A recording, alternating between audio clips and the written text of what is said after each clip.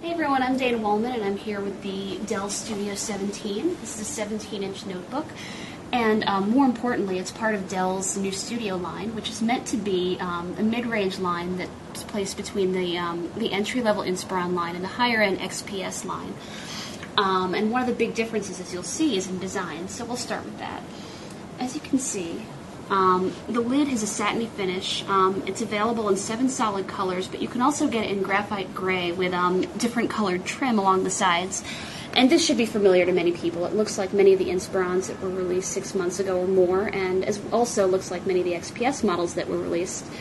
But it's really on the inside that you'll see the difference. I don't quite know what to say about the design. We're a little bit polarized around here. On the one hand, to start with the positive, you have a very comfortable keyboard. You can see it doesn't make much noise. It's, a nice depth. It's not too shallow, not too deep. And it glows an attractive white. It's a backlit keyboard. And we also have some touch-sensitive controls here, you see. Some of them have been a bit finicky. That's really important to know. Right now it's the eject button that's finicky, but also some of the volume controls earlier were a bit finicky.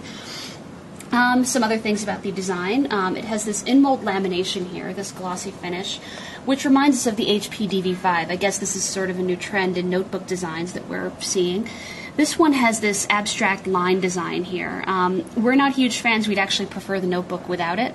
But it does represent some continuity in Dell's design, because the chill design from the Inspiron 1525 looks similar to this. So between this and maybe the wedge shape, I know it's hard to appreciate because on the side here, this is a thick notebook. It goes from 1.2 inches at its thinnest to 1.7 inches, but nevertheless it is a wedge. So you have this element from the XPS line, and as I said, you have this patterned element from the 1525.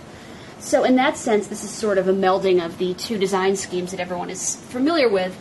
The problem is it looks a little bit funny, that you have this, this very basic-looking keyboard, which just reminds us of many budget notebooks we've seen, against this very futuristic, modern, very trendy-looking palm rest. And we're not sure the two go together, but we won't go so far as to say that it's ugly. It's polarizing. We're not huge fans, but we don't know if this will be a deal-breaker for everyone. But moving on, you do have this big strip here. It contains a long speaker strip, which produces loud sound, as we found, but it does get distorted at very high volume. So keep that in mind as you're blaring music or watching movies. And as I said, it contains the touch-sensitive controls, which just lit up as I ran my hand across them. And finally, you have the touchpad, which is weirdly located a little bit left of center, but it's still totally comfortable, as we found.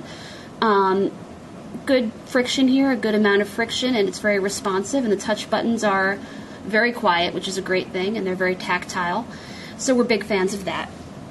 Now onto the performance. This contains an Intel Core 2 Duo T9300 processor, which is Penryn. It's the chipset that's optimized for heavy multimedia use, which is really what this machine is about. I should also say the processor is 2.5 gigahertz, and this is designed, as I said, for heavy multimedia use. It's really for people who need more power than a budget system can offer, but either don't need the highest-end systems or just can't afford it. But you'll get plenty of power with this machine. The scores were well above average on the sheer performance, from a sheer performance perspective. And in terms of graphics performance, it's going to be excellent for gaming. Maybe the most hardcore gamers want a real gaming rig, but this scored really well on 3D Mark. It scored well on Fear. And here you have discrete graphics courtesy of ATI. So you can really do a lot with this computer, whether it's gaming, whether it's rendering HT video and HD video content, whether it's rendering and editing photos, watching movies, certainly. There's a lot you can do with this notebook, and I do want to show you the movie playback performance. As you can see here, the screen is very bright, it's vibrant, and it's large. It has a 1900 by 1220 resolution. So I'm going to play a little bit of Anchorman for you here. Okay, so this is our favorite scene from Anchorman here. Got or not? Okay. So this is the maximum volume here in both, from both the system tray and from Windows Media Player. So you can tell that it's loud, but not that loud. So take that as you will. But, you know, I'm sure it's fine for a bunch of people sitting around a machine, but there are desktop replacements with more booming and more accurate sound at such high volumes. But here we go for Anchorman. Let's not get distracted by Will Ferrell. The viewing angles are pretty good. Although the screen is bright, it's not that reflective. So you can push it forward a bit, you can push it back. You can even put it a few feet away and turn it to the side, and the person sitting all the way over here who doesn't have the best seat in the house still has a good view of the action. This comes with a new Dell dock. It's a new interface that really might seem like a ripoff of Mac OS X to a lot of people, but forgive that, just know that this is very intuitive. It's a bar up here where there's just large icons of everything you're likely to use. And if you click on it, you get different options. They're called task-oriented options for what you might do. So here there's an icon for photos. So if I click on it, I get two sub-icons. That's when you roll over and you get text, and it says I can publish the photos, or I can take pictures. So there we are in Windows Live Photo Gallery. It just so happens I haven't set up an account yet. I haven't done all the configurations yet. But these are the sorts of things you can do, and it's meant to make Vista simpler. I think maybe it's Dell realizing that not everyone finds Vista intuitive, and so that's what you can do. And you can customize this toolbar too. I added Windows Meeting Space just by dragging and dropping from the desktop. And when you do, you get a Vista pop-up actually that asks if you want to remove the icon from the desktop. And that's a nice option because it gets rid of any redundancy. So we're big fans of this interface here. And one more thing I want to show you is Dell Webcam Central. Now, it does come with a 2 megapixel webcam, and that's not unusual, but what is unusual is that it comes with Dell Video Chat, which is a new chat client powered by Sitespeed's technology, and it allows you to do video chatting with friends and also record video messages for friends. And as we found earlier, the quality of the webcam is actually quite excellent. It has good brightness, good color, and it's very fluid.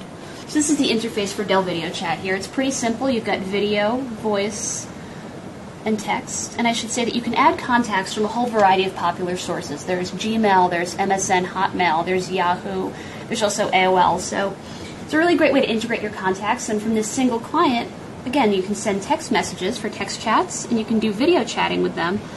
And the actual quality is, as I said, it's excellent. It's very fluid. And I think a lot of people are going to enjoy this feature. So to summarize, we like almost everything about this machine. We really like the Dell dock. We like the video chatting. We love this display. We like how it's not very reflective, but it's still very bright and colorful. And we love how powerful the system is, both from a discrete graphics standpoint and from a raw performance standpoint. The only problem for us is the design, and for some people it might be a deal breaker, for some not. Some people might really like it, for some people might forgive it in favor of the performance, and the fairly low price, which I never mentioned, is $15.99. So there you have it, the Dell Studio 17.